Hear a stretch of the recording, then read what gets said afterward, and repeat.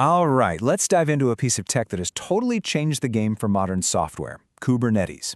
If you've heard people throw around terms like K8s or Cube, and you've kind of nodded along, well, you're in the right spot. We're going to break down what everyone means when they call it the operating system for the cloud. So just imagine for a second that your app isn't one big program. Instead, it's made of hundreds, maybe thousands of these tiny little services all running in their own containers. It's the modern way to do things for sure, but it raises a huge question. How in the world do you keep track of all of them? I mean, how do you make sure they're all up and running, talking to each other, and not just falling over when traffic spikes? And, well, the simple answer is you can't, not by hand anyway. Trying to do that manually would be like trying to conduct an orchestra with 1,000 musicians who all have their own sheet music. It would just be complete and total chaos. And that chaos? That's the whole reason Kubernetes was even invented. See, the very thing that makes containers so great, the fact that they're small, separate, and you can have a ton of them, that becomes a giant management nightmare at scale. Think about the real-world problems. First off, you've got 1,000 containers. Which computer do you put them on? Then, what happens when one of them crashes at 3 in the morning? How do you spread all the user traffic evenly so nothing gets overloaded? And the big one, how do you instantly add more capacity when you go viral and then shrink back down so you're not wasting money? These are the kinds of problems that give engineers nightmares. And the answer to all of those nightmares is Kubernetes. I absolutely love this description, the operating system for the cloud. It's perfect, because just like Windows or Mac OS manages the memory and CPU on your laptop, Kubernetes manages all the resources, all the computers, the networking, the storage, across a whole fleet of servers, and it lets you treat them like one giant powerful machine. So, the official definition. Kubernetes, or K8s for short, that's K then 8 letters then an S, is an open-source platform that just automates all that stuff we were talking about. It actually started inside Google, from a legendary internal system called Borg that ran, everything at Google. They then donated it to the Cloud Native Computing Foundation, the CNCF, and from there it just exploded to become the standard for pretty much everyone. Okay, so we know what it solves. We know it's the OS for the cloud. But how does it actually pull it off?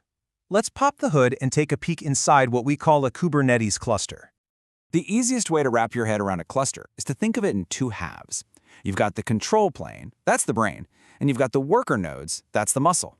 The brain makes all the smart decisions, and the muscle, well, that's where the heavy lifting happens, where your apps are actually running. So let's start with the brain. The front door, the main entry point to the entire operation, is the API server. Every single command, every request, whether it's from you typing on your keyboard or from another automated system, has to go through the API server. It's the central gatekeeper. Right behind that gatekeeper is etcd. You can think of this as the cluster's memory. It's a super reliable little database that stores the configuration and the state of everything. And I mean everything. It's the absolute single source of truth. If it's not an etcd, then as far as Kubernetes is concerned, it just doesn't exist. Period. Next up in the brain is the scheduler. Whenever you want to run a new app, the scheduler is like a brilliant matchmaker. It looks at all the available worker nodes, checks their health and resources, and finds the absolute perfect home for your application to run. And finally, we have the controller manager. Now this is where the real magic is. It's like a relentless watchdog. Its only job is to constantly look at the state you want, which is stored in etcd, and compare it to the state that's actually happening in the cluster. If a container is crashed or there aren't enough copies running, the controller manager sees that difference and immediately starts working to fix it. This is the engine that powers Kubernetes' self-healing abilities.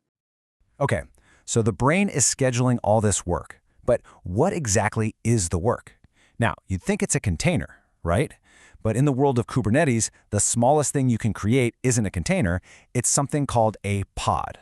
A pod is basically a little wrapper that holds one or more containers, giving them a shared space to live and work together. And this is how you tell Kubernetes what to do. You don't use a fancy interface with lots of buttons. You just write a simple text file, usually in a format called YAML, just like this one.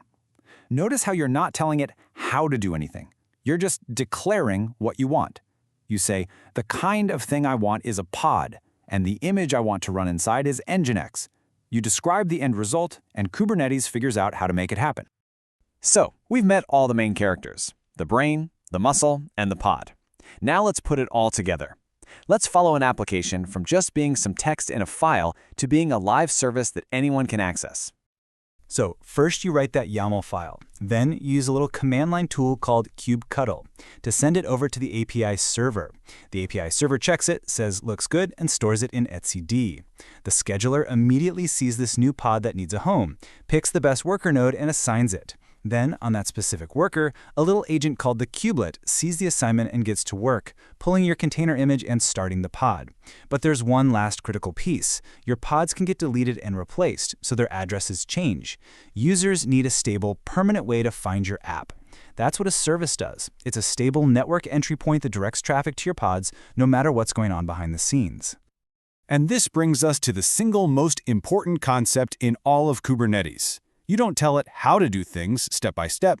You simply declare the final state you want. You say, I want 3 copies of my app running, and I want them to be reachable at this address. And then Kubernetes' entire job is to work 24/7 to make reality match your declaration. This declarative model, it's an absolute game changer. So it's pretty clear that technology is incredibly powerful, but that power has created this massive ecosystem around it, which is what really cemented its place as the undisputed standard for how we build things today. Here's why everyone jumped on board. Kubernetes gives you superpowers. Self-healing means your app can literally fix itself. Automated rollouts lets you update your software with zero downtime for your users. Horizontal scaling means you can handle a sudden flood of 1 million users just as easily as you can handle one.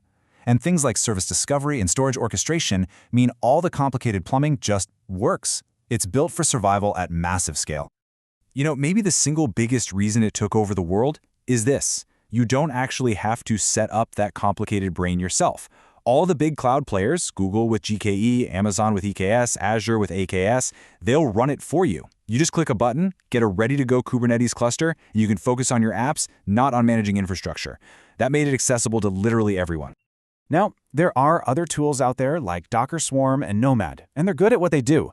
But honestly, when you look at the landscape today, it's not even a competition anymore. Kubernetes is miles ahead in popularity, it has this gigantic ecosystem of tools that plug right into it, and it's built into every single major cloud provider. It's not just another option, it really is the standard. And the crazy part is, it's not slowing down. The future of Kubernetes is about expanding its reach. It's evolving to manage serverless workloads, to run huge AI and machine learning jobs, and even to operate on tiny little computers at the edge. Think in a factory, a car, or a retail store. Which leads to the final, most important takeaway. At this point, Kubernetes is so much more than just a tool for running containers. It's become a universal control plane, a common language and API for managing any application, anywhere. Whether it's in the cloud, in your own data center, or on a tiny device, Kubernetes gives you one consistent way to run it. This powerful, self-healing platform has truly become the foundation for the next generation of software. So the only question left to ask is, now that you see how it works, what will you build with the operating system for the cloud?